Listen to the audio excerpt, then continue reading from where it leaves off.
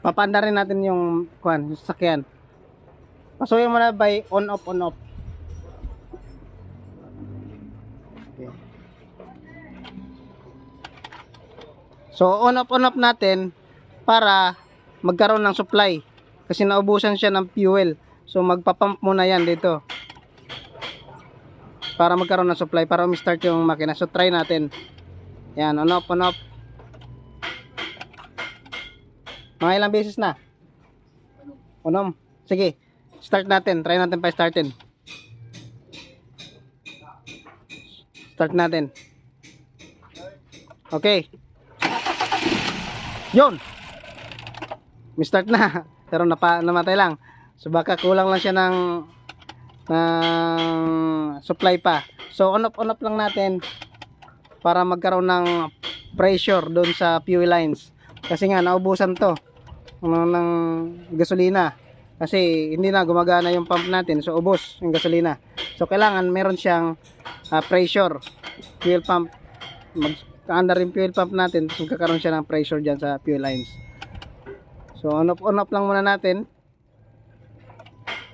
Sige, bye. Start. Sige pa. Ayaw mandar. So titingnan ulit natin, baka naman naputol yung fuse. So dapat hindi basta-basta napuputol yung fuse, ano? Off daw, o on daw. Ayun. Ayan, oh. So napuputol yung fuse. Ayan, oh. Ibig sabihin, meron siyang ground, nagga-grounded. Itong ano na to, itong circuit dito sa banda na to. So yun yung titingnan natin. Yan, okay. Ngayon nawala na naman. Sabihin putol. Okay? So titingnan natin. Babaybayin natin tong itong wiring na to. Kung saan siya papunta. Bakit napuputol? Sabihin nagkakaroon siya ng grounded. So itong unit na to mga kapixit right, papansin natin meron siyang mga kuan na tae ng mabait. Yan, no. So possible meron tong mga ningat-ngat na wire.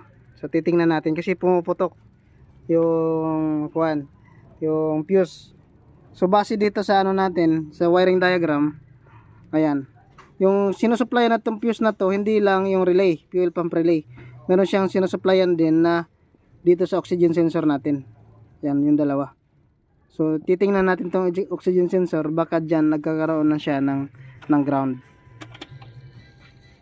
Sige. So visual inspection muna natin, tingnan natin yung oxygen sensor.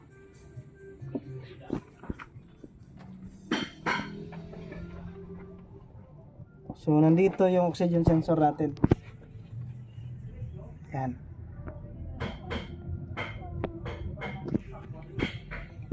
So makita natin yan, oh. Putol. May mga putol yung wire. Yan, oh. Yun, putol ang wire. So baka dyan siya nagkakaroon ng ground pag pinastart na natin. So yan. Lahat putol?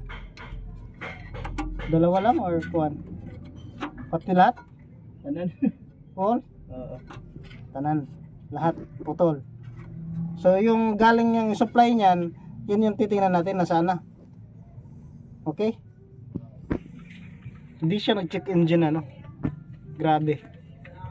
Dapat nag-check engine na yan. Kasi putol yung wire. So ngayon, ito yung problema. Kita na natin may putol. Sumasaya dun sa chassis. Itong mga wires ng oxygen sensor. So meron ditong supply. Possible, sumasaya din siya dun sa chassis. Kaya pumuputok yung fuse. So ngayon, nilagyan na muna natin ng pansamantala 10 amperes na fuse para titingnan natin kung maandar siya.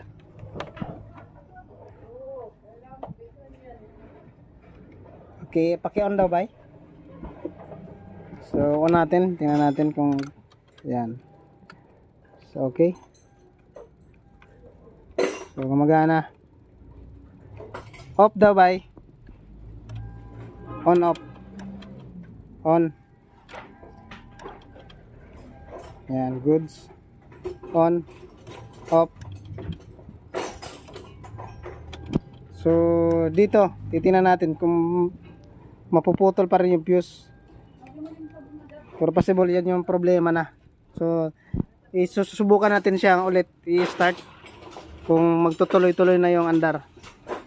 Sige. Ibay, start daw. Yun, no? Andar. Ayos. Galing mo talaga. Takanghin niyo. So, dito nag-ground yung wire. Yung supply ng oxygen sensor. So kaya pumuputok yung fuse. Yung fuse na to. So yun yung problema. Ngayon, gagawin natin, babalik natin to. Dudugting natin tong mga naputol na fuse dun sa oxygen sensor para hindi siya mag-check engine. Pero dapat nga nag-check engine na to, no? Kasi hindi ko lang anong history na mayari nito. Kasi hindi naman siya tumaandar na nung pumasok na siya dito. So tinawag na lang nila. So ngayon babalik natin siya dun sa dati niyang connection. So re-repair natin yung wire para maging okay ulit siya. Sana hindi pa nasira yung yung oxygen sensor. So at least ngayon napaandar na natin. Subukan mo nga ulit bay pag pag off tapos andar siya.